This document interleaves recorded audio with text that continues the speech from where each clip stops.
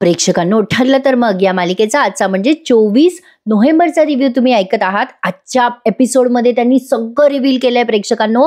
अर्जुनला कळलंय की त्याच्याजवळ एवढे दिवस जो फोटो होता तो सायलीचा नाहीये आणि आता रविराजांना पण कळणार आहे की त्यांच्या अपघाताच्या मागे हा मैपत शिखरे होता आणि मैपत शिखरे या सगळ्याच्या मागे हे रिव्हील केलंय त्यांनी आज. प्रेक्षकांनो, आजचा एपिसोड धमाकेदार, जबरदस्त आणि सॉलिड आहे. थोडासा स्किप करू नका. आणि आज मुद्दाम त्यांनी एपिसोड उशिरा पाठवला कारण एवढं सगळं सत्य रिव्हील करायचं होतं ना, म्हणून. तर बघत राहा. ठरलं तर मग. सुरुवातीला सायली आणि प्रतिमा त्या मंदिरात एकमेकींशी बोलत असतात. सायली म्हणत असते, प्रतिमा त्या तुमच्या तोंडात साखर पडो, पण मला ना माझ्या आईवडिलांना भेटायची इच्छा नव्हतीच. हे जेव्हा माझ्या आईवडिलांचा शोध लावत होते ना, तेव्हा मला अजिबात इच्छा नव्हती माझ्या आईवडिलांना बघायची. आता तिथे महिपत शिखरे पूजा करतोय बरं का प्रेक्षकांनो. मग सायली सांगत असते प्रतिमा त्याला, काही दिवसांनी मला कळलं की मधुभाऊंना माहिती आहे माझे आई वडील कोण आहेत, त्यामुळे मी पण खूपच उत्साहित झाले की माझे आई बाबा कोण आहे हे ऐकून घ्यायला. आणि नेमके हे लोखंडे आले आणि शहानिशा न करता मी त्यांना स्वीकारलं. चुकलेच मी प्रतिमा त्या. तेव्हा त्यांनी माझ्या घरच्यांना जो त्रास दिला ना, त्यासाठी मी त्यांना कधीच माफ करणार नाहीये. आता इकडे पुजारी महिपतला सांगतात की पूजा तुमची यथासांग पार पडलीये, देवी आईला हार आणा म्हणजे आपण आरती करू. आता तो हार गाडीमध्ये विसरलेली असते साक्षी. आता महिपत विचारतो, कुठे ग हार? साक्षी म्हणते, अरे तो हार ना मी गाडीत विसरले अण्णा. महिपत म्हणतो, पूजा इथे चालली आहे ना, मग हार गाडीत काय करतोय? चला आण तो हार.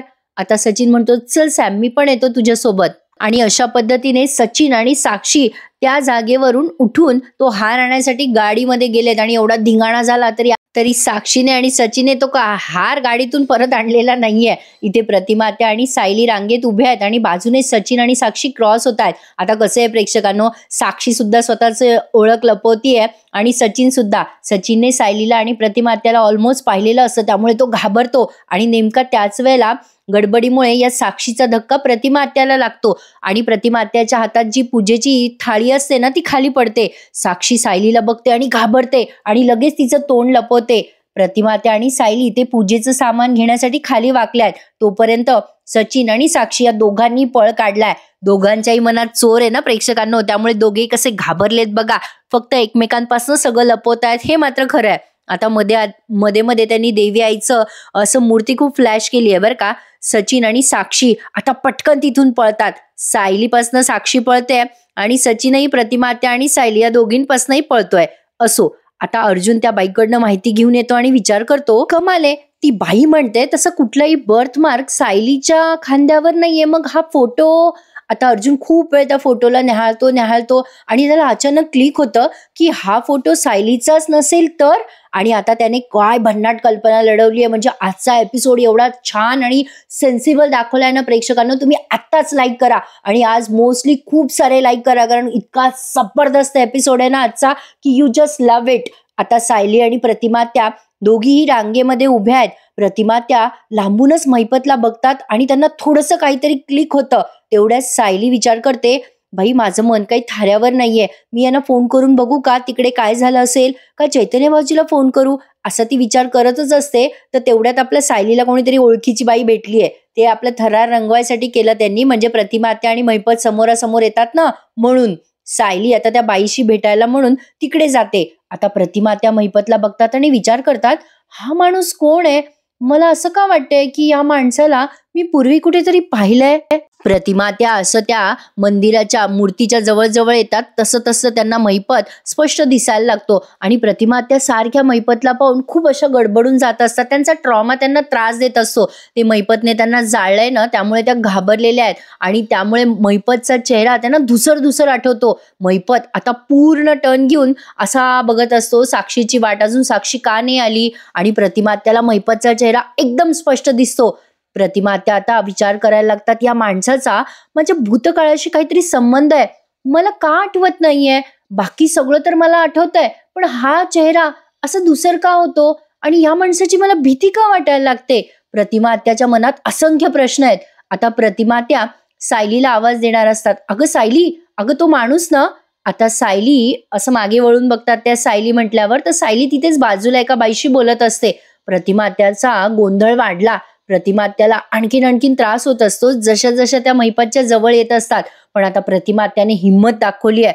त्यांना तो भूतकाळ आठवतोय तरी सुद्धा त्या स्वतःच्या विचारशक्तीवरती कंट्रोल करायचा प्रयत्न करतात आणि विचार करतात, मला मला या माणसाचा चेहरा पाहिल्यावर का त्रास होतो? मी या माणसाला जाऊन विचारते, म्हणजे मला सगळं स्पष्ट होईल.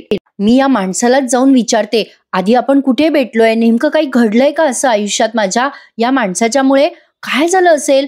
आता प्रतिमा त्या अशी स्वतःची हिंमत एकवटतात आणि डोळे लावून घेतात घट्ट आणि ठरवतात की महिपत समोर जायचं आणि त्याला विचारायचं. आता काय झालंय प्रेक्षकांनो, महिपत हा मुळातच अननोन आहे प्रतिमा आत्यासाठी, त्यामुळे महिपतच्या समोर जाऊन त्याला विचारणं यासाठी या प्रतिमा आत्याने खूप हिंमत एकवटली आहे. इकडे अर्जुनराव पोहोचले डायरेक्ट मधुभाऊंकडे. आता मधुभाऊ मिचमिच करून अर्जुनला उत्तर देतात बरं का.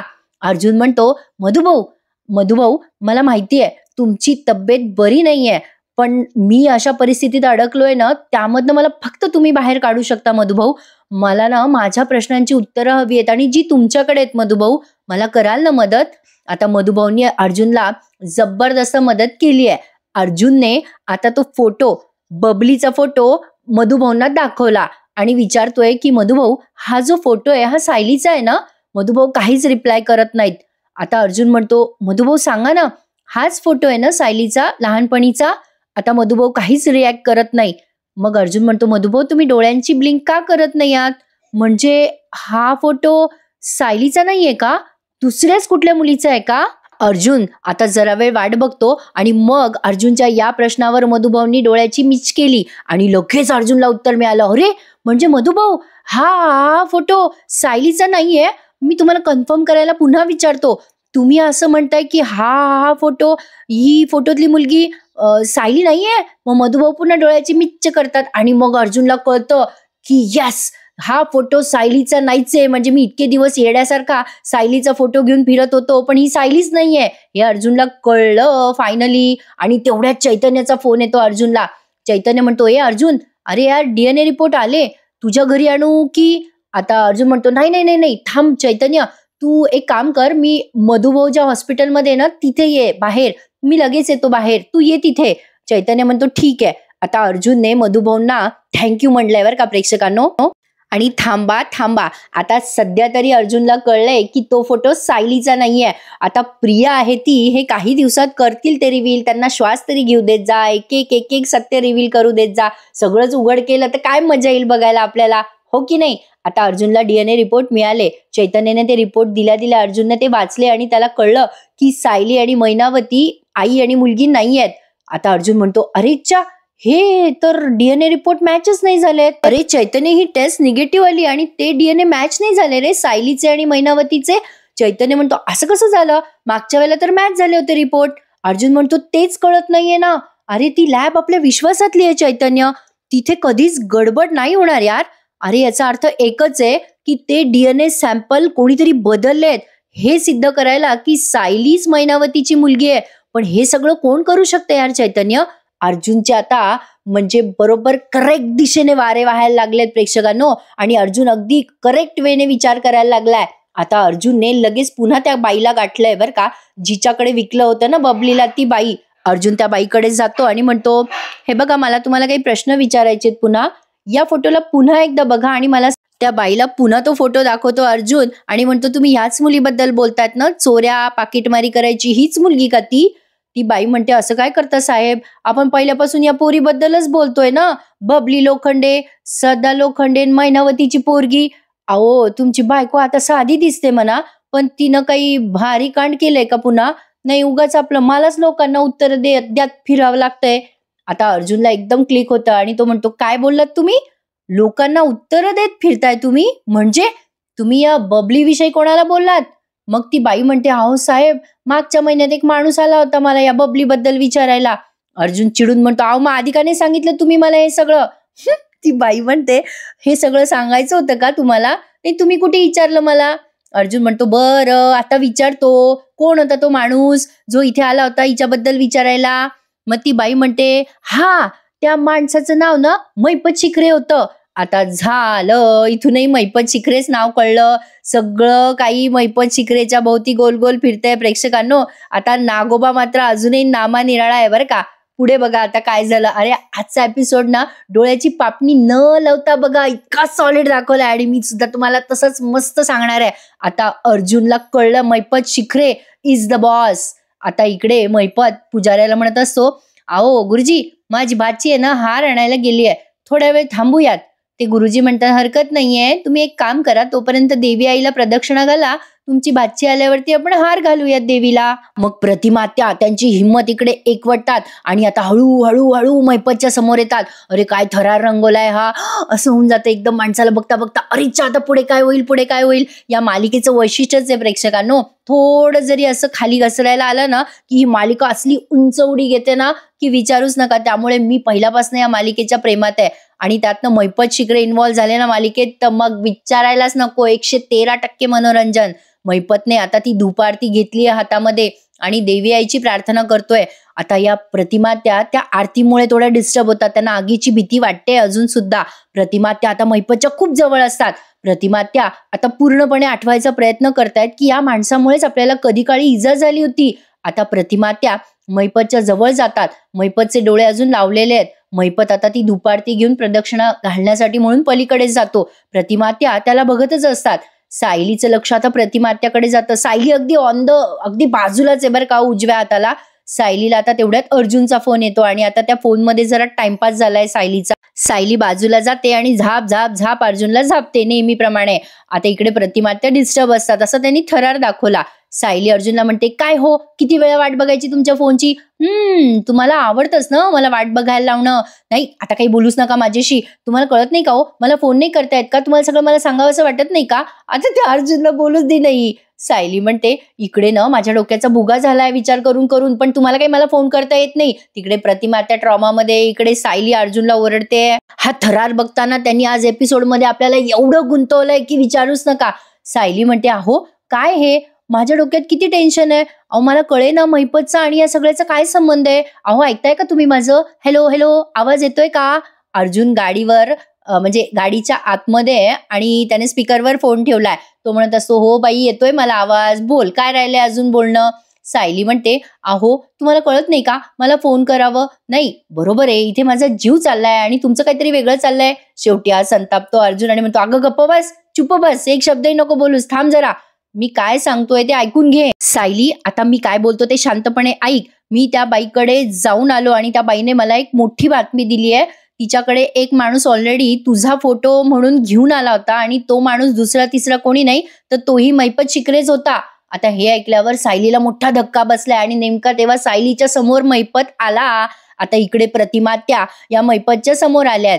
मैपतने त्याची प्रदक्षिणा पूर्ण केली आणि आता तो समोर येतोय प्रतिमा आत्याच्या. म्हणजे इतक्या वेळपासनं प्रतिमा आत्याच मैपतला बघत असतात. आता मात्र मैपतचं लक्ष प्रतिमा आत्याकडे गेलंय. आता मैपत किती खुंची माणूस आहे, कसा आहे गुंड प्रवृत्तीचा, हे वेगळं सांगायला नको, मालिकेच्या पात्राबद्दल आपण बोलतोय. मैपतने आता प्रतिमा आत्याला कधी कोणे एकेकाळी इजा केली होती हे आपल्याला माहिती आहे. आता प्रतिमा आत्याला तो भूतकाळ स्पष्ट आठवलाय. आता मैपतला तर माहितीच आहे की त्यानेच प्रतिमा आत्याला जाळायचा प्रयत्न केला होता.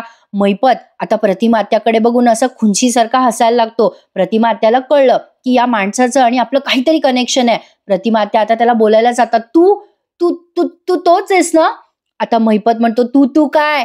आता मैपतला प्रतिमा आत्याला पुढे बोलू द्यायचं नसतं बरं का, म्हणून मैपत त्याच्या हातातली दुपारती प्रतिमा आत्याच्या खूप जवळ नेतो. त्यामुळे प्रतिमा आत्या घाबरतात. आता ऑब्विसली एवढ्या जवळ जर कोणी आग नेली तर कोणीही घाबरेल. त्यातनं प्रतिमा आत्याला ट्रॉमा आहे, त्यामुळे प्रतिमा आत्या तिथेच बेशुद्ध पडतात. सायली प्रतिमा आत्याचा आवाज ऐकते किंचाळण्याचा आणि पटकन जाते प्रतिमा आत्याजवळ आणि म्हणते, पाणी पाणी द्या कोणीतरी. सायलीच्या समोर आहे मैपत. आता सायली प्रतिमा आत्याला शुद्धीवर आणण्याचा प्रयत्न करत असते. कोणीतरी पाण्याची बाटली देतं. आता सायली आता ते पाणी प्रतिमा आत्याच्या चेहऱ्यावर शिंपडते आणि मैपतवर ओरडते, ए मैपत काय केलं प्रतिमा आत्याला तू.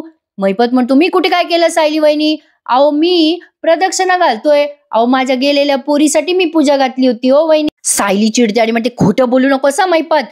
मैपत म्हणतो, अहो सायली वहिनी मला कशाला बोलताय, अहो असं काय करताय, अहो त्या तुमच्या आत्याला आधी पाणी पाजा, त्यांना शुद्धीवर आणा, मग मला बोल लावा. सायली आता प्रतिमा आत्याला पाणी पाजते, त्यांना शुद्धीवर आणण्याचा प्रयत्न करते. मग आता हळूहळू प्रतिमा आत्या शुद्धीवर येत असतात. सायली त्यांना अशी म्हणजे कुरवाळत असते, आत्या काय झालं, शांत व्हा आत्या. आता सायली महिपतकडे बघते तेव्हा महिपत लगे पटापटा प्रदक्षिणा घालायला लागतो बरं का मंदिरामध्ये, आणि मुद्दाम काही झालंच नाही असं दाखवतो. महिपतला पण आता या सगळ्या पास्ट पासून वाचायचंय.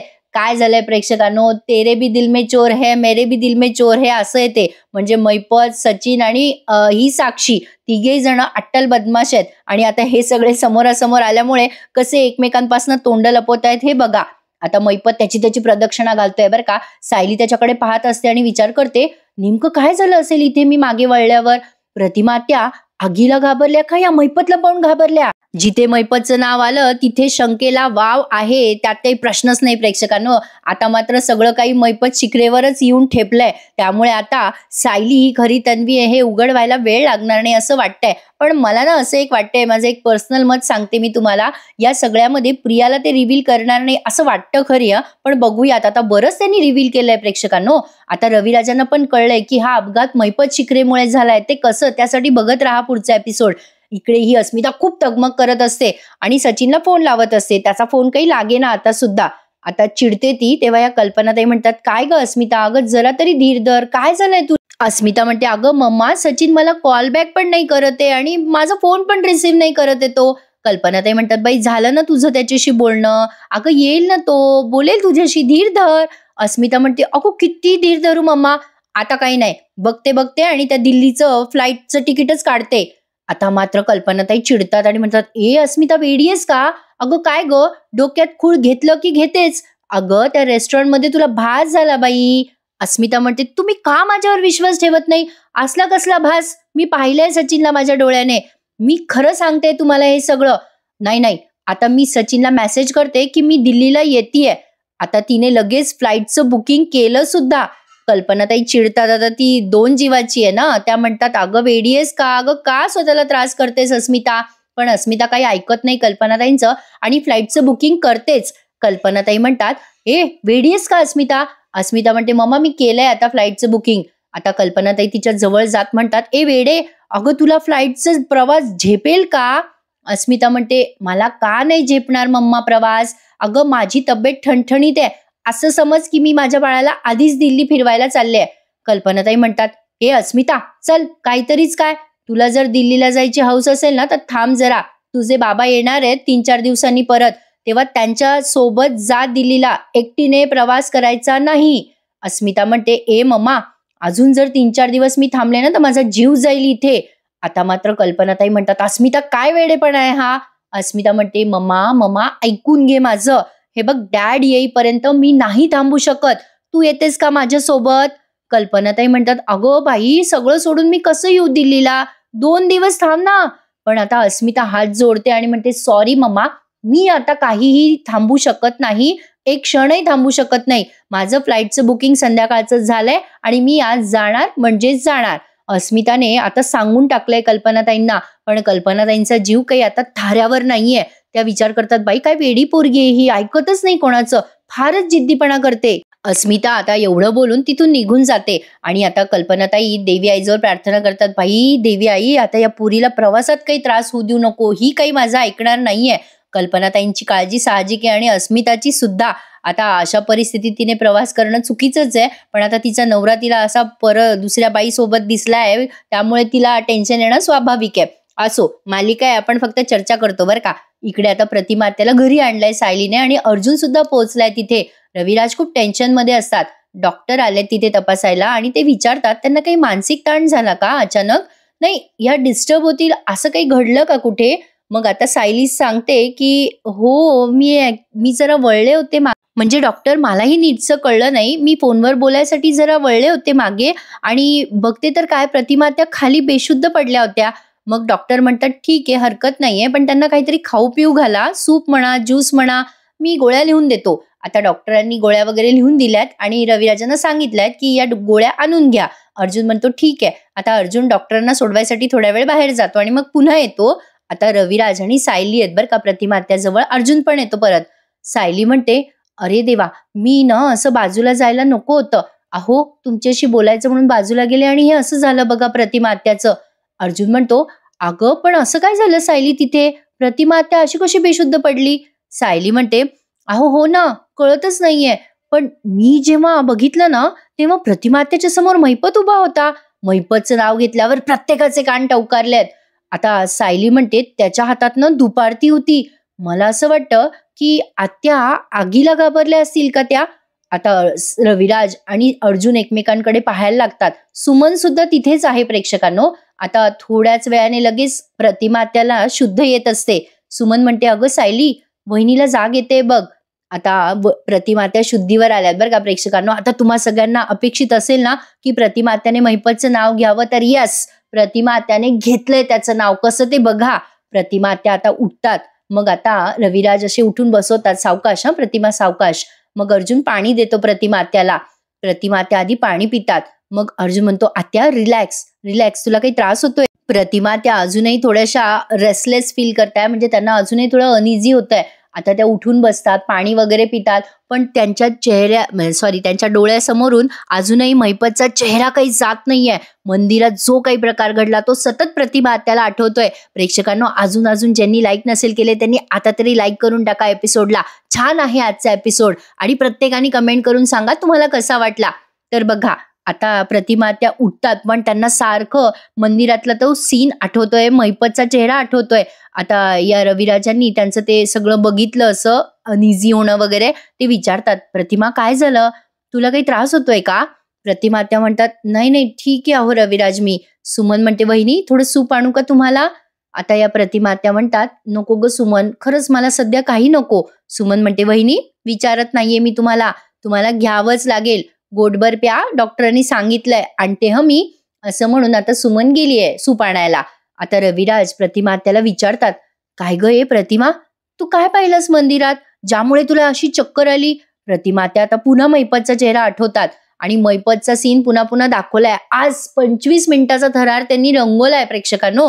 महिपतचा चेहरा प्रतिमा आत्याला आठवतो आणि आता प्रतिमा आत्या खूप डिस्टर्ब होतात. सायलीला कळलं. प्रतिमा आत्या फक्त म्हणत असतात की तो तो तो माणूस. आता अर्जुन सायली बघायला लागतात प्रतिमा आत्याकडे. रविराज बघायला लागतात की ही अशी का करते. रविराज म्हणतात, काय झालं प्रतिमा, कोण दिसलं तुला, कोण माणूस होता तो? आता सायली तिथे होती, त्यामुळे सायलीला कळलं की या महिपत बद्दल बोलतायत. आता प्रतिमा आत्या आधी थोडं आठवायचा प्रयत्न करतात. त्यांना नाव माहिती नाहीये महिपतचं. त्या म्हणतात की तो माणूस मला आठवत नाहीये रविराज, तो माणूस दिसला ना की मला. आता प्रतिमा आत्याला महिपतचं ते कुचित सारखं हसणं आठवतं आणि एकीकडे त्यांचा तो भूतकाळ आठवतो. महिपतने त्यांना जाळलेलं त्यांना वारंवार आठवतं आणि महिपतने आता मंदिरामध्ये अशी धुपारती त्यांच्या समोर केली ना, ते सगळं आठवतं आणि त्या पुन्हा अनइझी होतात. सायली म्हणते, आत्या आत्या आत्या थोडं शांत व्हा बरं. आता त्रास न करून घेता मला एका प्रश्नाचं उत्तर द्याल का? आता प्रतिमा आत्या तिच्याकडे शांतपणे पाहतात. सायली आता तिच्या पर्समधनं मोबाईल काढते आणि या प्रतिमा आत्याला महिपतचा फोटो मोबाईलवर दाखवते आणि म्हणते, आत्या तुम्ही ह्याच माणसाबद्दल बोलताय का? मंदिरामध्ये तुम्ही ह्याच माणसाला पाहिलं होतं ना? प्रतिमा आत्या पुन्हा महिपतचा फोटो पाहतात आणि ट्रॉमामध्ये जातात आणि पुन्हा पुन्हा तो भूतकाळ आठवलाय. म्हणजे प्रत्यक्षरित्या महिपतला पाहिल्यावर प्रतिमा आत्या जेवढ्या घाबरल्या नसतील ना, तेवढा महिपतचा फोटो पाहून घाबरलेल्या दाखवल्या. इतक्या अनइझी होतात त्या आणि मोठ्या मोठ्याने हा ते बाजूला कर, हा असं करायला लागतात. सायलीला कळतं की प्रतिमा त्या महिपतला पाहून घाबरल्यात. आता त्या आरडाओरडा करायला लागतात. मग रविराज म्हणतात, शांत हो प्रतिमा, शांत हो. म्हणजे महिपतला पाहिल्यावर त्यांची हिंमत एकवटून आणली होती त्यांनी की या माणसाला जाऊन विचारू आपण. पण त्याचा फोटो पाहिल्या त्यांना इतका त्रास झाला की विचारू नका. रविराज आणि अर्जुन दोघेही शांत करायचा प्रयत्न करतात. आता या प्रतिमा आत्याला. अर्जुन म्हणतो, आत्या आत्या शांत हो. रविराज त्यांचा हात हातात घेतात. सायली म्हणते, आत्या आत्या शांत व्हा, काही झालेलं नाहीये, शांत व्हा. आता सायली आणि अर्जुन एकमेकांकडे पाहतात. महिपत शिखरे हे नाव आता अर्जुन सायलीला कळलं. सायली फक्त एवढंच बोलते, मला माझ्या प्रश्नाचं उत्तर मिळालंय. प्रतिमा आत्या तुम्ही आता काळजी करू नका आणि डोक्यातलं सगळं काढून टाका, आम्ही आहोत. असं म्हणून ती आता अर्जुनकडे बघते आणि अर्जुन तिच्याकडे आणि एपिसोड संपून जातो. प्रेक्षकांनो, पुढचा प्रोमो मात्र खतरनाक दाखवलाय. आता बघा, पुढच्या प्रोमोत त्यांनी दाखवलंय की रविराज आणि अर्जुन दोघेही विचारतात प्रतिमा आत्याला. अर्जुन म्हणतो, ए आत्या तू या माणसाबद्दल ना जरा नीट आठव, तुला माहितीये का या माणसाच्या मुलीने खून केला होता आणि आळ मधुभाऊंवर टाकला होता, हाच तो माणूस आहे. रविराज म्हणतो, अगं प्रतिमा तू नक्की का घाबरलीयस? या माणसाने तुला कधी कोणी एकेकाळी इजा पोहोचवायचा प्रयत्न केला का? मग प्रतिमा आत्याला तो अपघात आठवतो आणि प्रतिमा आत्या सगळं सांगतात रविराजांना तो अपघात. आता रविराजांना ते कळलं. रविराज म्हणतात, या अपघातामध्ये जर या मैपत शिकरेचा हात असेल ना, तर मी माझ्या हाताने त्याचा गळा दाबीन. अरे बापरे प्रेक्षकांनो, मैपत शिकरे अख्खाच्या अख्खा ओपन झालाय आता. आता काही खरं नाही बाबा मैपतचं. पण आता नागोबा केव्हा रिव्हील होतो ते आपल्याला काही दिवसात कळेलच प्रेक्षकांनो. तुम्ही काही म्हणा, एपिसोड मात्र धमाकेदार दाखवतायत, अगदी जबरदस्त. मला तर आवडते बाबा ही मालिका. तुम्हाला आवडला ना आजचा एपिसोड रिव्ह्यू? मग नक्की लाईक करा, कमेंट करा आणि मला सांगा की तुम्हाला कसा वाटला. आणि प्रेक्षकांनो, या कलाकारांच्या मेहनतीला थोडा एफर्ट द्या. मला तर प्रचंड आवडते ही मालिका. नक्कीच. चला तर मग उद्या भेटूया. आणि काय होतं, एक्साइटेड एपिसोड असले ना की ते उशिरा पाठवतात, त्यामुळे मीही काही करू शकत नाही. एपिसोड आला की तुमच्या समोर प्रेझेंट करते. तर असो, भेटूयात उद्या पुन्हा एकदा. कसा वाटला एपिसोड नक्की सांगा. धन्यवाद.